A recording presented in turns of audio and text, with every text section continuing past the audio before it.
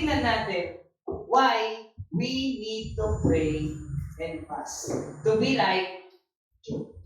Okay? So dito sa next slide natin mga kapatid.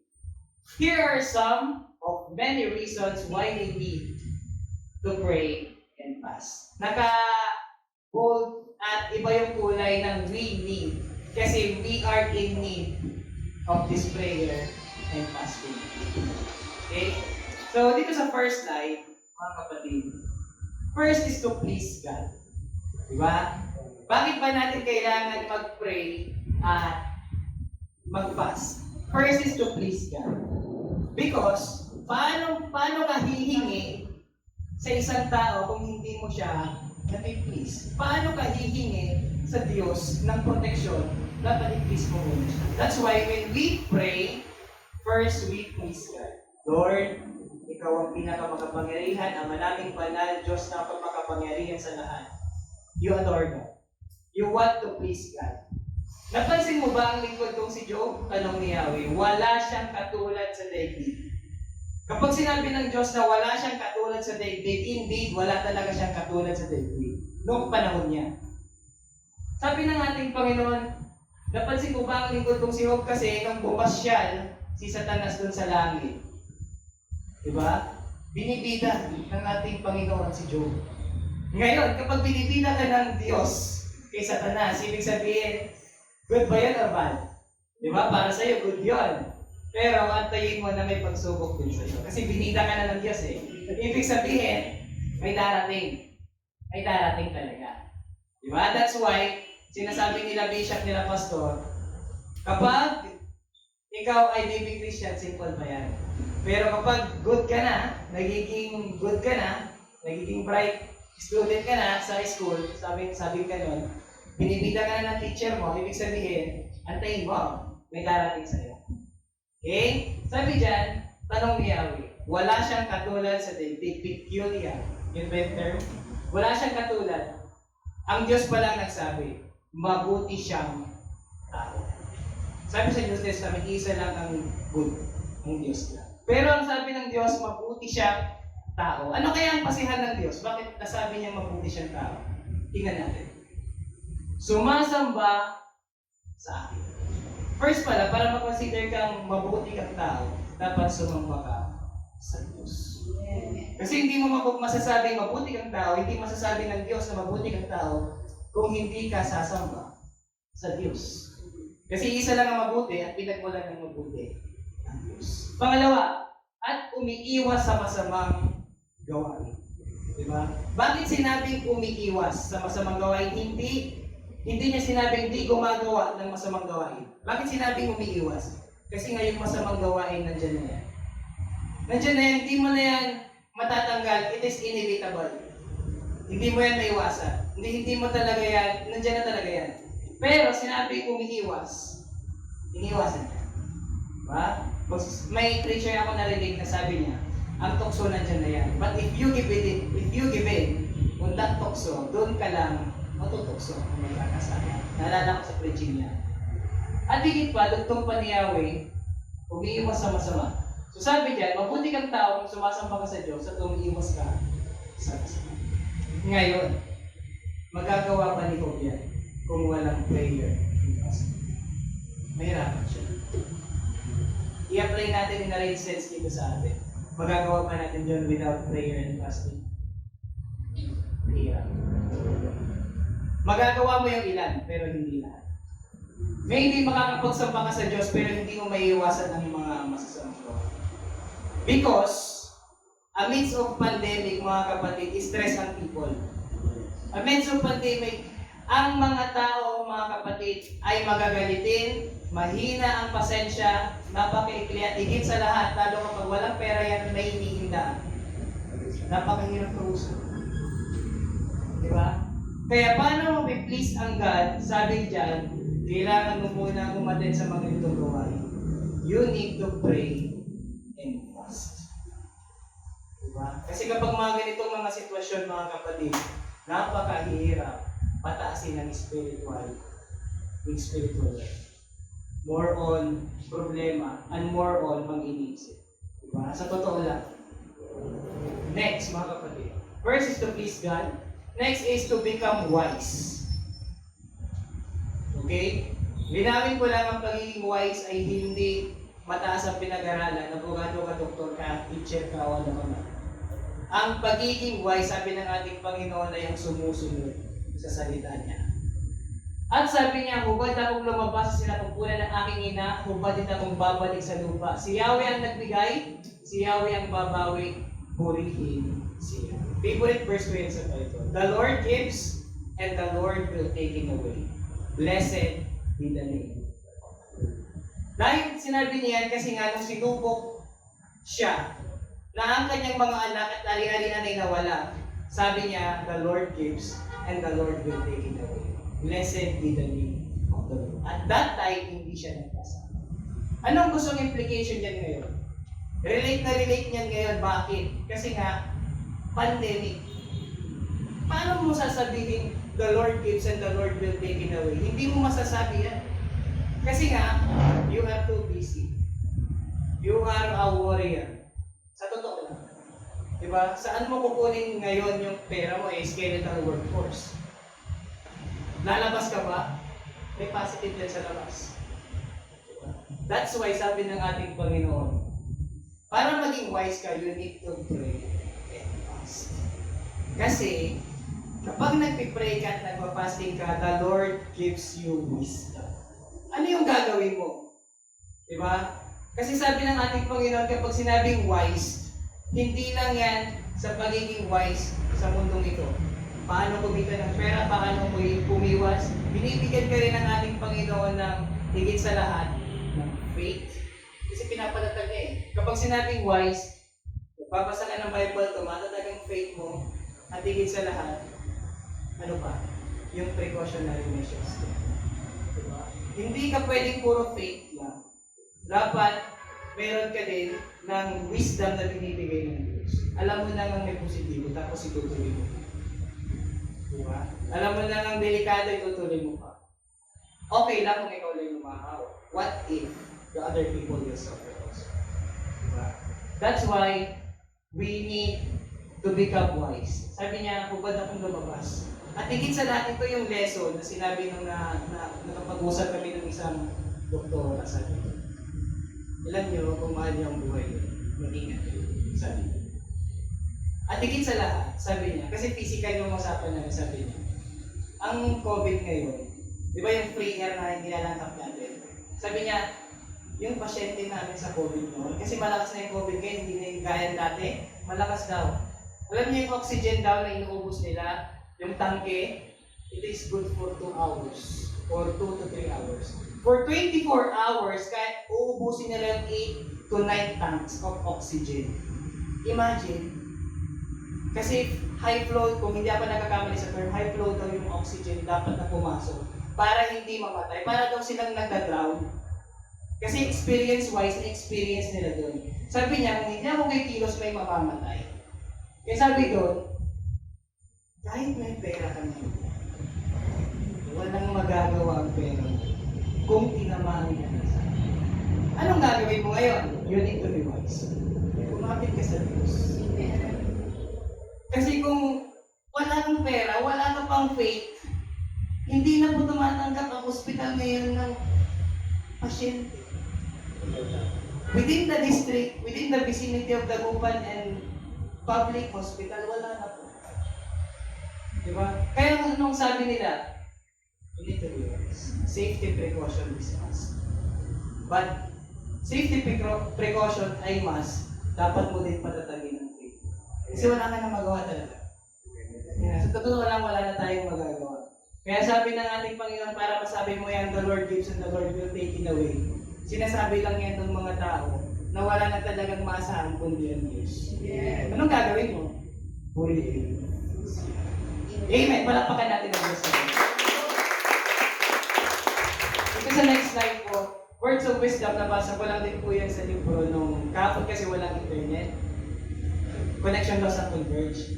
Kaya sabi, nagbasa na lang ako ng mga libro. Sabi diyan, those who depend on their wealth will fall. Like the leaves of autumn, but the righteous will prosper like the leaves of summer. sa book of Proverbs. I don't know where the verse or the chapter. Those who depend on their wealth will fall. Kapag sinabi ng Diyos na will fall, talagang will fall talaga yan.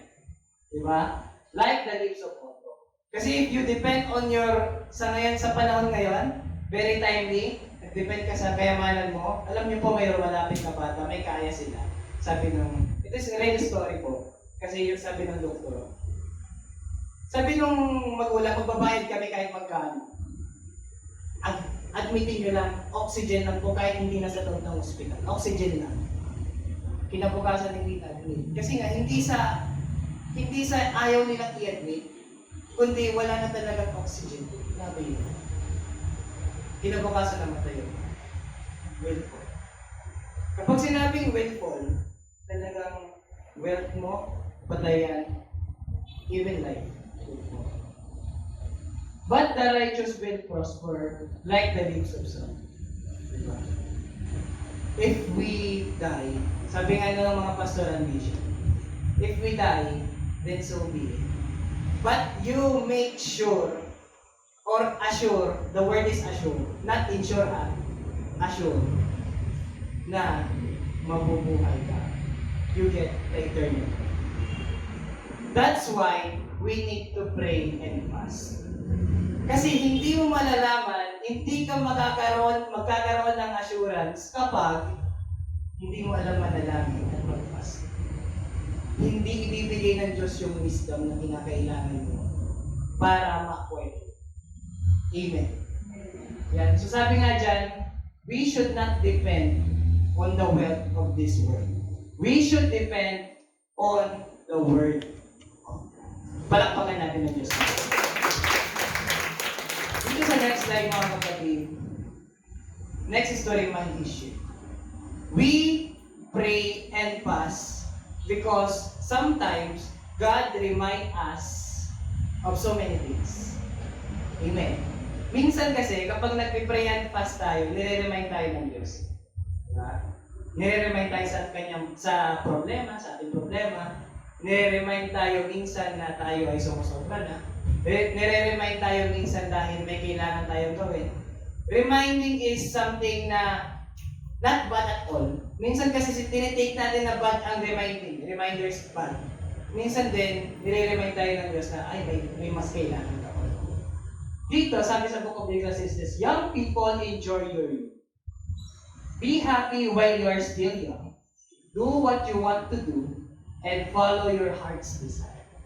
But remember that God is going to judge you for whatever. Sige, do what you want.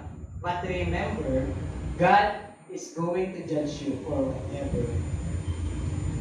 Sa pandemic po mga kapatid, limited ang church. Sa pandemic mga kapatid, online po ang church.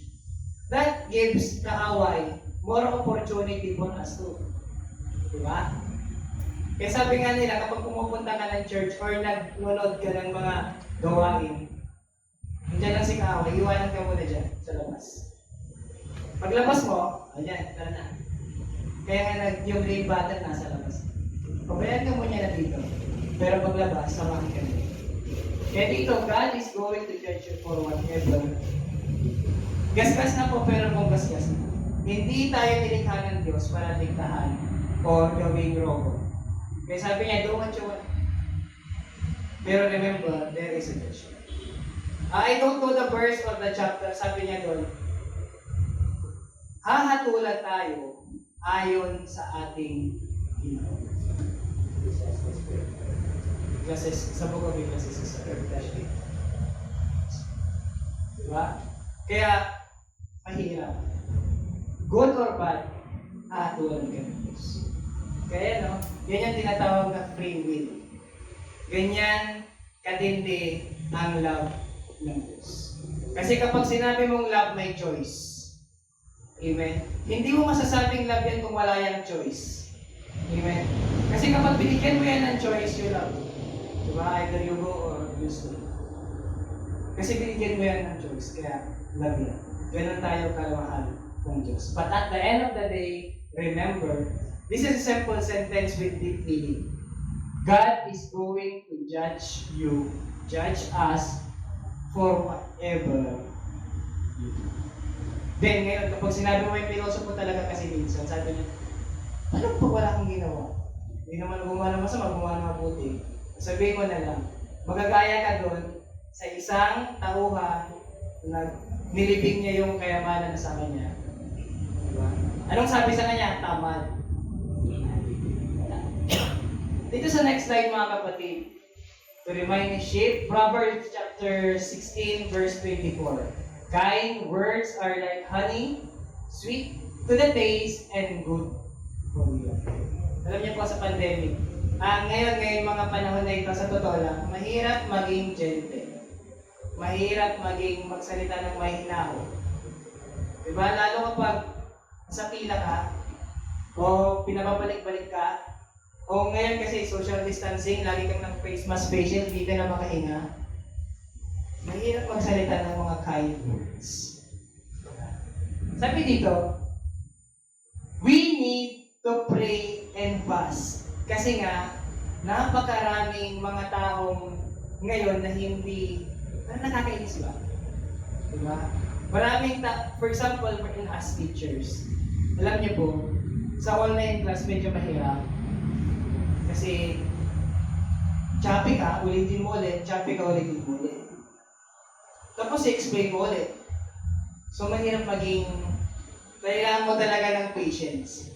Pero sabi ng ating Panginoon, at sinasabi ko rin sa ating sarili, I need to pray and fast. Mahirap kasi. Minsan kasi madali lang sabihin na dapat maging mahinahon ka, dapat maging mabait ka, dapat maging Christ-like ka. Madali lang kasing sabihin yun. Pero in reality, kapag hindi ka na nanalangin at hindi ka nagpa-fasting, nako mga kapatid, magagaling ka. Pansin mo, hindi mo alam, hindi mo napapansin, mataas na pala yung boses mo. Hindi na mo napansin yung mga nasa paligid mo na kinaiinisan ka na dahil masyado kang irritante. Bakit? Baka minsan ka na lang malulang. Diba? Kasi sa totoo lang, nangyayari po talaga yan. Kasi hindi ko rin masasabi yung mga ganitong bagay kung hindi ko rin na-experience.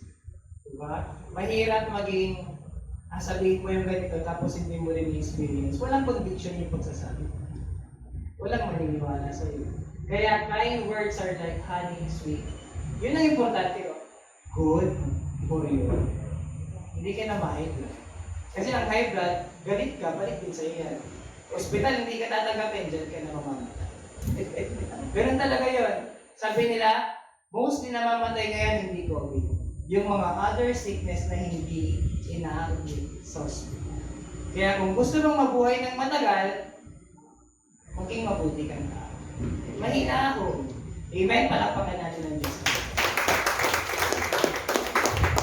Next is to be steadfast. Why we need to pray and fast? Because we need to be steadfast. Immovable, sabi nga ni Bishop. Job chapter 2, verse 9, sinabi ng kanyang asawa, mananatili ka pa bang matuwid? Sumpain mo na ang Diyos at nang mamatay ka na. Bakit nasabi ng asawa ni Job yun? Siguro out of concern. Dahil naawa siya sa asawa niya. Kaya nga mag-ingat tayo minsan sa mga naaawa sa atin. Kasi akala mo, concern. Pero actually, hindi siya concern. Okay? Kaya sabi niya doon, mananatili ka bang matuwid? Tanong yan, hindi lang kay Job, kundi sa atin. Mananatili ka bang matuwid? Mahirap na nga buhay, di ba? Minsan wala na kang church. Online na. Di ba? May chance ka na, paano gumawa ng masama kasi every Sunday, you know?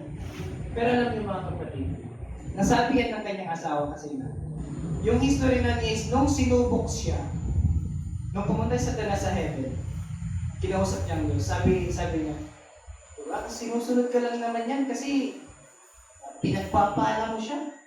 Doon natin makikita yung restriction ng Diyos, yung authority ng Diyos. Pinapaala muna eh. Diba? Sabi ng Diyos, sige, subukin mo. Huwag mo lang sasaktan. Si Job ha, so namatay ang mga anak na walang ari-arian. Pangalawang subo. Hindi kasi sinusunod ka lang yan kasi nga, iniingatan mo eh, yung katawan. Ano yung restriction ng Diyos? Sige, subukin mo. Huwag mo lang papatayin.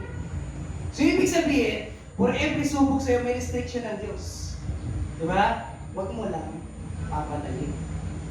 Kaya nga nung nagkabukol-bukol na at lahat, dumating ang kanyang asawa, sabi niya, nanatili ka pa bang matuwid? Sumpayin mo na ang Diyos na mamamatay ka na. Anong sabi ni Job, mga kapatid, kung bakit naging steadfast siya doon? Ano ang gusto mo sa Diyos? Ginhawa lang ba? Ayaw mo nang hirap? Ngayon mga kapatid, tatanungin tayo, anong gusto mo sa Diyos? Ginhawa lang ba? Ayaw mo nang hirap? Hindi lang po sa atin yan. Lahat ng mananampalataya kasama ang nagsasalita ngayon. Anong gusto natin sa Diyos? Ginhawa lang ba? Ayaw natin ang hirap? Kaya sinabi niya dyan, you need to be steadfast. Kaya nga naging mabuti si Job sa paningin ng Diyos. Pero perfecto ba si Job? Hindi. Kaya nga sa next slide. Sa next slide po natin, we need to pray and fast because we need God's forgiveness. Alam niyo po na nangyari po yun. Nagkabukol-bukol na lahat. Pero pinakita ng Diyos na siya lang ang perfecto sa lahat. Kasi nag-complain si Job. Sabi niya, bakit niyo pa ako binuhay kung ganito lang din? Doon sa susunod na chapter. Diba?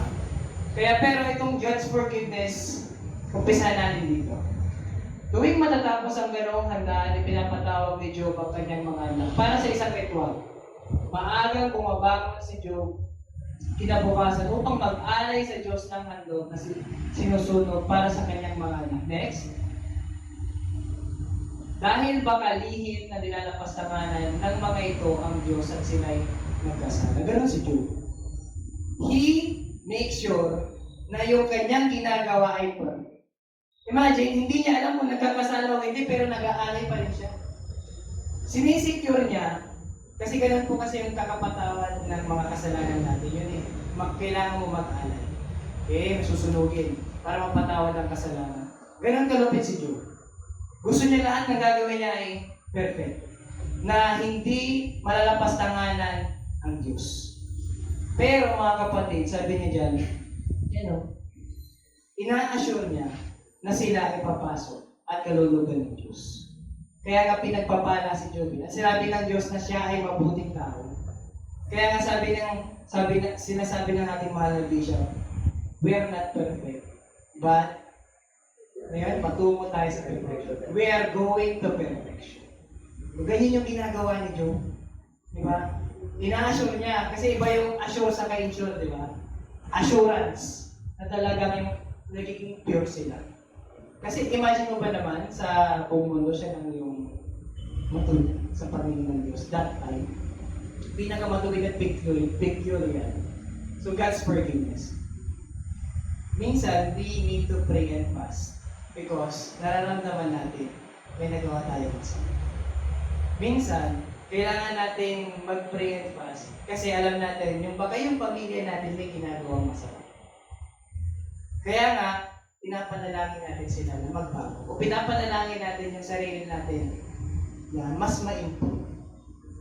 Kaya sabi nila, bakit kailangan mo pumamatay ng pray and fasting? Pwede naman dito sa bahay. Pwede rin naman. Hindi naman pinagbabawal ng church yun. Pwede naman yun.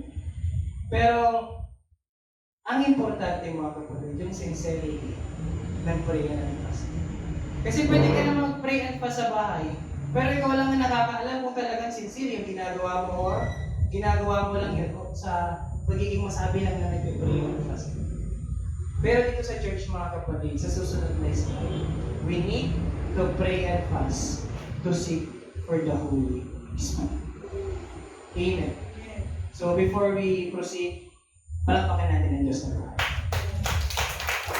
So mga kapatid, sabi ng isang top notcher nung nag-speak siya sa amin, nag-talk siya sa amin, sabi niya, bakit ako naging top notcher? Sabi niya, tatlo lang na isang word, tatlong letra ang aking secret. Una, G. Pangalawa, O. Pangatlo, D. Una, G, ay sumisimbolo sa goals. So, kung gusto mong maging top notcher, you need to have goals. Pangalawa, ano yung goal? Kapag may goal ka, you need to have objectives. You need to be specific. Ano ba yung gagawin mo? What are my strengths and weaknesses? Ano ba yung mga subject na dapat kong tignan? And last one is the discipline. Disiplina sa paglilingkod. That's why, naging top na siya. Kung susumahin yun, God, hindi ka rin makakapag-catch kung hindi tutuloy ng Diyos. Ganon din sa atin mga kapatid. To seek for the Holy Spirit, first we need G. That is our goal. What is your goal? Bakit ka ba pumupunta? To seek for the Holy Spirit. We must set our goals na ma-receive natin si Holy Spirit. Kasi kung hindi yan ang goal mo sa pagpunta dito, kapatid, baka may kulang. Kasi yan lahat ang goal ng isang mananampalataya. Napakahirap mag-survive sa panahong ito kung hindi ka guided ng ating Panginoon. Yung isip, yung iniisip, mahirap. Bakit ko sinabing mahirap? Bakit hindi? Mahirap.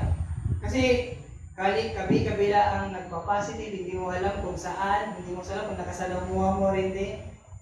You need the guidance of the Holy Spirit. Pangalawa, you need to be specific. Ano pa yung gagawin ko para makareceive ng Holy Spirit? Ano ba yung gagawin ko? Specific ka. Punta kang church. Mag-prayer and fasting ka. Punta kang linggo. Diba? Mag-devotion ka. Alam niyo pa, napakadaling sabihin yan, diba? Pero pagdating mo sa time na mag-i-execute mo na yung plan mo, yung execution kasi yung mahirap eh. Nandiyan na si Kao. Nandiyan na si Kao. Bubulungan ka, patutulogin ka, i-distract ka. Gagamitin pa yung pamilya mo, hindi ka makakapag-pray and fast. Amen. Aminado po sa totoo lang. Pero, sabi doon sa panghuli, Bishop David, discipline. Hindi ko natanggap niya yung prayer and fasting ng September yun ha. Ng Holy Spirit ha. Kaya nga sabi, discipline. Kung hindi matanggap, balik ka. Balik ka. You need, at yung sa mission ministry, you need to get the approval. And also, kailangan mo rin mahikayan ang Diyos na kailangan mo talaga. Kasi kung hindi mo gagamitin yung ibibigay niya sa'yo, wala din. Kasi mostly binibigay ng Diyos yan sa mga taong kailangan. Yung talagang ina-assure niya na kailangan ko to Lord. Kasi kung hindi ako tatayo doon na hindi mo ko sasamahan. Kasi kung hindi ka sinamahan ng Diyos, naku, tatayo ka dyan na tuod ka. Oh, you are half naked. Totoo yun. Kapag pumunta ka na sa ibang lugar, tapos tumayo ka doon at wala kang masalita, nag-aral ka naman sa bus. Nag-aral ka naman sa bahay, tumayo ka doon, di ka nakapagsalita. Bakit? May kulang. Kaya nga sinasabi ng Diyos, you need to seek. Kapag sinabing seek, hindi yan is a long process. Hindi pagdating mo, pag-uupo mo, meron ka na, you need the discipline. Kailangan mo may pagkagamitan ka na. Kasi kung sarili mo lang, ang sino mang magligtas ng kanyang sarili ay mawawala. Sino man ang mamatay dahil kay Kristo o sa kanyang panapataya ay mabubuhay. Sinasabi ng Diyos. Kaya hindi ganun kasimple. Diba? Dito naman, kinuha ko yan sa Book of Job. Sabi niya, tinatanong ninyo, sino akong nangahas na kayo'y pag-alinaw? Yun ay confrontation na ni God at ni Job. Actually, ang daming tanong ni Job, pero walang sinagot ang Diyos na direkta. Ano ang sinagot ng Diyos? Yung kanyang kapangyarihan at kanyang greatness. Diba? Sino ang mga kabilang ng ganito? Ano ang sukat ng ganito? Hindi mo masasagot yun. Sabi niya, sino akong nangas na kayo pagkanilang gayoy, akong wala namang nalalaman. Nagsalita ako ng mga bagay na di ko nawalawahan ng mga hiwagang di abot ng aking gusto. In short, kaya nga sinasabi ng mga pastor, bishop, teachers na tumatayo dito. Diba? Ang Diyos ang mapapula. Kasi we do acknowledge na wala kaming nalalaman.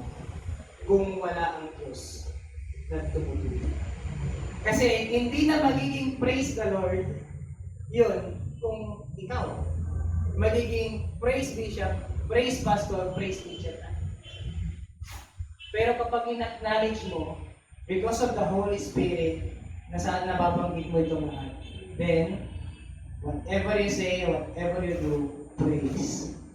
Amen. So, palakpakin natin yung Diyos. So, yun lang po, prayer and fasting for the life of